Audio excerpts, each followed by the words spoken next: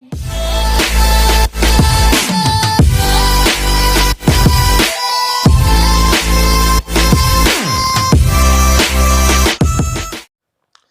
friends, welcome back again on our channel, that is Homeopathy Medicos, and today we are stepping ahead toward our next medicine, that is Apocynum cannabium, under the heading of our pathological mathematica.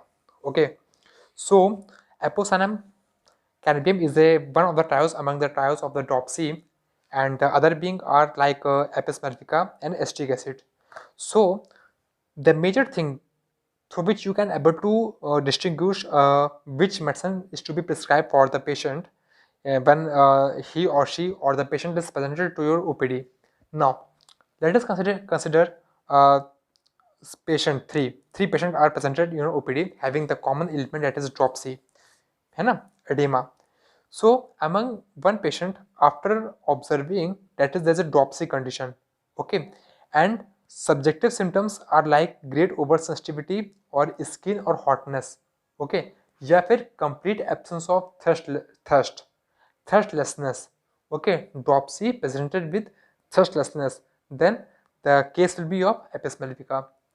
And if the patient presented with their thirst along with dropsy, then two medicines come in your should become in your mind, that is Apocynum and acetic acid. And now the thirst is present. What is the quality or what is the features of this thirst will further help us to distinguish these medicines. If the thirst is of tolerable, means the patient जो है उसको प्यास लग रही है, ठीक है, और वो टॉयलेट कर पा रहा है। हेयर द टॉयलेट, यहाँ पे जो टॉलेबल की जो मीनिंग है वो ये है कि पानी पीने के बाद उसकी प्यास बुझ जा रही है, ठीक है, तो वो केस होगा हमारा एसिटिक एसिड का, ठीक है। अगर थ्रस्ट लगने के बाद वो पानी पी रहा है and this drinking is accompanied by the vomiting, then the case is of our apocynum cannabinum, okay.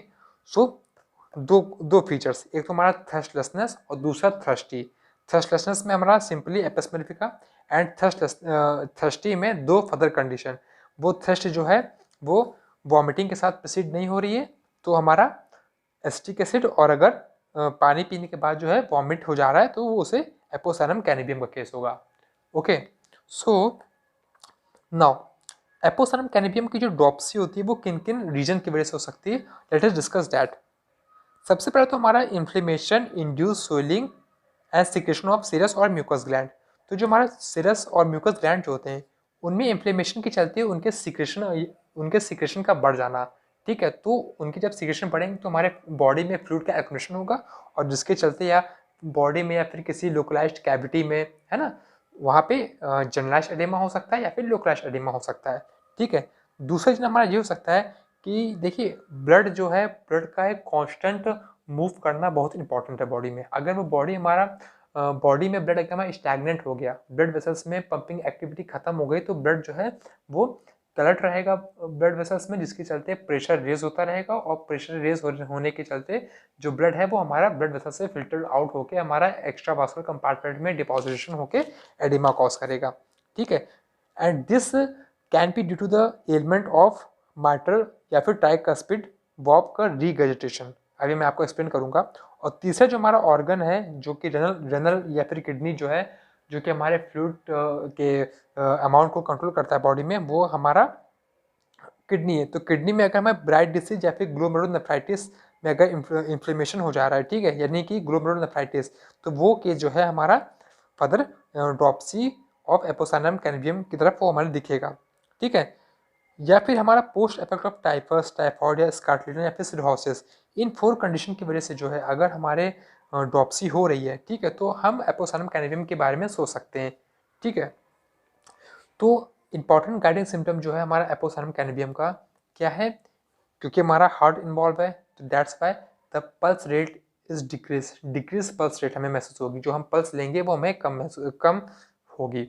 दूसरा हमारा गैस्ट्रिक इरिटेबिलिटी एंड थ्रस्ट, तो थ्रस्ट हमें पता ही है, ठीक है, थ्रस्ट के बारे में डिस्कस कर चुके हैं, इसके बारे में हमने बता ही दिया कि ये हार्ट का इन्वॉल्वमेंट कैसे।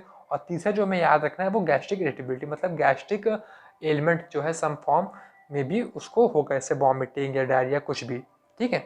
तो अब हम स्फीयर ऑफ एक्शन के बारे में जानते हैं, उसके मैकेनिज्म किस तरह वो एपोसाइनम कैनाबियम की जो ड्रॉप्सी है वो कैसे होती है। तो देखिए, due to inflammation induce swelling या फिर increase in secretion of mucus gland या फिर सीरस मेम्ब्रेन, अगर ऐसी कंडीशन हो रही है जिसके चलते हाइड्रोथोरेक्स या फिर एक्यूट हाइड्रोसेफेलस या फिर ड्रॉप्सी जैसी कंडीशन आ रही है, तो हमारा लोकलाइज्ड एडेमा होगा। उस लोकलाइज्ड एडेमा में हम जो है क्या करेंगे, एपोसाइनम कैनाबियम को हम दे सकते हैं। ठीक है, दूसरी हमारी क्या है, ड्यू टू ट्राइकस्पिड या फिर माइट्रल ऑफ रिगुजिटेशन। अब रिगुजिटेशन मतलब क्या होता है, हमारा back flow of anything in our other GIT या फिर किसी भी ल्यूमिनल स्ट्रक्चर में बैक फ्लो, नॉर्मल से हट के बैक फ्लो अगर होता है तो उसको रिगुजिटेशन बोलते हैं। तो जिसके चलते क्या होगा कि back flow of the blood plus deposition in the pulmonary veins and lungs and venous system leads to the raised hydrostatic blood pressure and this will lead to the edema। देखिए हमारा ये क्या है हमारा, ये हार्ट है, fourth chamber, और ये हमारा लंग्स है। ठीक है, तो लंग्स में ये हमारी pulmonary veins, pulmonary artery and ये इंफीरियर या सुपीरियर वेना कवा और ये ऑल्टा। तो जब हमारे अगर ये लेफ्ट ऑरिकल से जो लेफ्ट वेंट्रिकल के बीच में जो बॉल्व होता है, ठीक है, अगर उसमें इनकॉम्पिटेंस हो जाए वो, या फिर हमारा इनएफिशिएंट हो जाए, जो अपने नॉर्मल फंक्शन को परफॉर्म ना कर सके, उसका नॉर्मल फंक्शन क्या है, to prevent of back flow of the blood. तो अगर लेफ्ट ऑरिकल से लेफ्ट वेंट्रिकल तक ब्लड जा रहा है, ठीक है, जिसके चलते पंप तो हमेशा एक्टिव रहेगा, मगर इस वॉल्व की एफिशिएंसी की वजह से जो है ब्लड हमारा कॉन्टिन्यूसली जो है पिछले ऑर्गन्स में डिपोजिशन होता चला जा रहा है ब्लड का। ठीक है, तो इससे क्या होगा कि पूरा जो हमारा एरिया है, ठीक है, पूरे ब्लड में हमारा ब्लड वेसल्स में ब्लड का डिपोजिशन होगा, जिसके चलते जो है कॉन्टिन्यूसली ब्लड का प्रेशर जो है वो बढ़ेगा, हाइड्रोस्टैटिक प्रेशर, और हाइड्रोस्टैटिक प्रेशर जब बढ़ता है ब्लड का, ठीक है, तो हमें पता है क्या होता है, एडिमा कंडीशन। ठीक है, ब्लड हमारा ऊजेस आउट एक्स्ट्रावास्कुलर कंपार्टमेंट। ठीक है, तो एक तो ये हमारा हो गया। उसके बाद जो है हमारे जैसे ब्राइट डिसीज हो गई, जनरल इन्वायरमेंट में कैसा ब्राइट डिसीज या फिर ग्लोमेरुलोनेफ्राइटिस अगर होता है तो उसके चलते जीएफआर में इफेक्ट पड़ेगा। क्या क्या इफेक्ट पड़ेगा, वो कम कर देगा जीएफआर को, जिसके चलते अगेन प्रॉपर हमारा फ्लूइड का फिल्ट्रेशन नहीं हो पाएगा और बॉडी में फ्लूइड का एक्यूमुलेशन के चलते एडिमा होगा। अब डिस्चार्जेस की बात करें तो उसमें जीआईटी और जो डिस्चार्ज दैट इज स्टूल, तो स्टूल जो है इसमें डायरिया होता है।